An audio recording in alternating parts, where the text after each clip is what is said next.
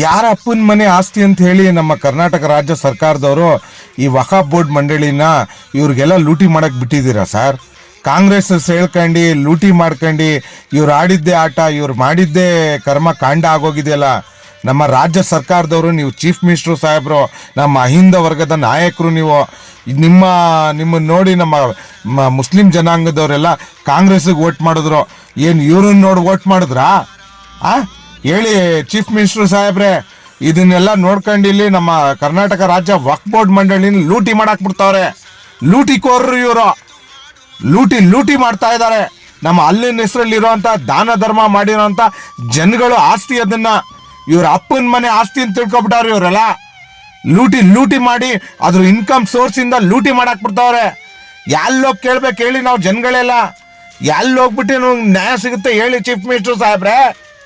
ಎಲ್ಲೋಗಿ ಕೇಳ್ಬೇಕು ನಾವು? ಇವ್ರನ್ನೆಲ್ಲ ತಗೊಂಬಂದಿಲ್ಲಿ ನಾಲ್ಕು ಜನ್ರೇಷನ್, ನಾಲ್ಕು ತಲೆಮಾರಿಂದ ಕೂತ್ಕೊಂಡು ಇವ್ರ ಚೇಲ ಚಪಾಟೆಗಳನ್ನೆಲ್ಲ ಕೂರಿಸ್ಬಿಟ್ಟು ಲೂಟಿ ಮಾಡಾಕ್ ಬಿಡ್ತಾವ್ರೆ.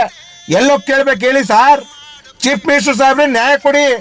ನಮ್ಮ ಕರ್ನಾಟಕ ರಾಜ್ಯ ಸರ್ಕಾರದಿಂದ ನಮ್ಮ ಕರ್ನಾಟಕ ವಕ್ಫ್ ಬೋರ್ಡ್ ಎಂಪ್ಲಾಯೀಸ್ಗೆಲ್ಲ ಸ್ಯಾಲ್ರಿ ಕೊಡೋದು ನಮ್ಮ ಪಬ್ಲಿಕ್ ಟ್ಯಾಕ್ಸ್ ಮನೆಯಿಂದ, ಯಾರ ಅಪ್ಪನ ಮನೆಯಿಂದ ಕೊಡಲ್ಲ.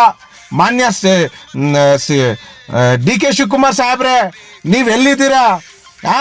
KPCC ಅಧ್ಯಕ್ಷರು ನೀವು, ನಮ್ಮ ಉಪಮುಖ್ಯಮಂತ್ರಿ ನೀವು. ಇವ್ರನ್ನೆಲ್ಲ ಲೂಟಿ ಮಾಡಕ್ ತಗೊಂಬಂದ್ಬಿಟ್ಟು ನಮ್ಮ ತಲೆ ಮೇಲೆ ಕಟ್ಬಿಟ್ಟಿದ್ದೀರಲ್ಲ ನೀವು.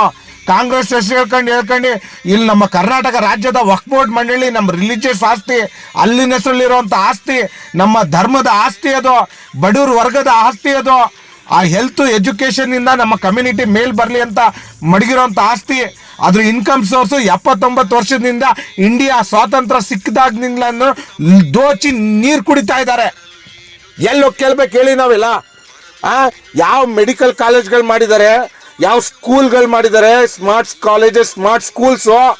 ಇವ್ರನ್ನ ಕೇಳಿ, ಇವ್ರಿಗೆ ಈ ಕರ್ನಾಟಕ ರಾಜ್ಯ ವಕ್ಫ್ ಬೋರ್ಡ್ ಮಂಡಳಿ ಮತ್ತೆ ನಮ್ಮ ಮುಸ್ಲಿಂ ಕಮ್ಯುನಿಟಿಯ ಲೀಡರ್ಸು, MLAಗಳು ಏನ್ ಮಾಡಿದ್ದಾರೆ ಅಂತ ಹೇಳಿ ಅದನ್ನ ನ್ಯಾಯ ಕೊಡಿಸಿ ನಮ್ಮ ಜನಾಂಗಕ್ಕೆ, ನಮ್ಮ ಮುಸ್ಲಿಂ ಜನಾಂಗಕ್ಕೆ. ಫಸ್ಟು ನೀವು ಮಾನ್ಯ ಮುಖ್ಯಮಂತ್ರಿ ಗೌರವಾನ್ವಿತ ಹಾಗೂ ನಮ್ಮ ಕರ್ನಾಟಕ ರಾಜ್ಯ ಸರ್ಕಾರದ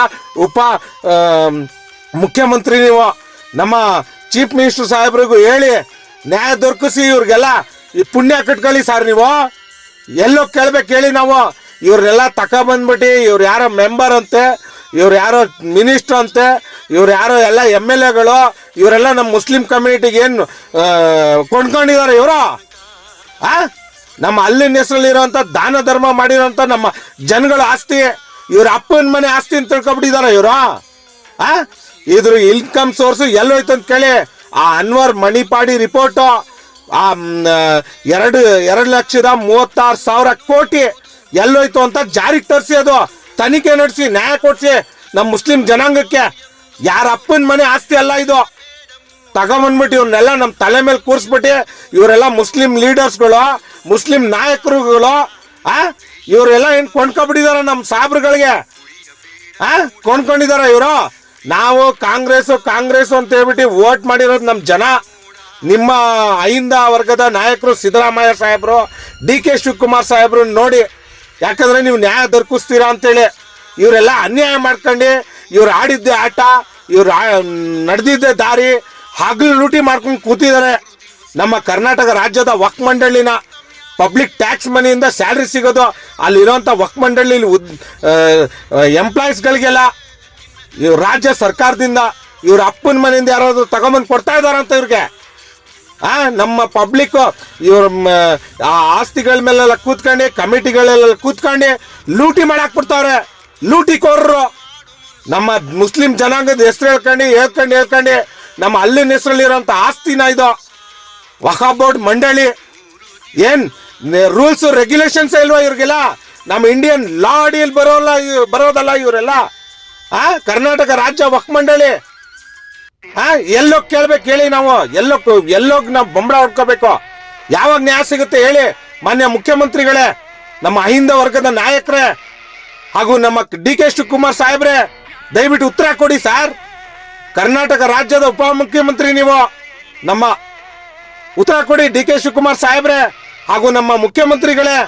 ಉತ್ತರ ಕೊಟ್ಟು ನಾವು ಪುಣ್ಯ ಕಟ್ಕೊಳ್ಳಿ, ನ್ಯಾಯ ಕೊಡ್ಸಿ ಸಾರ್. ನ್ಯಾಯ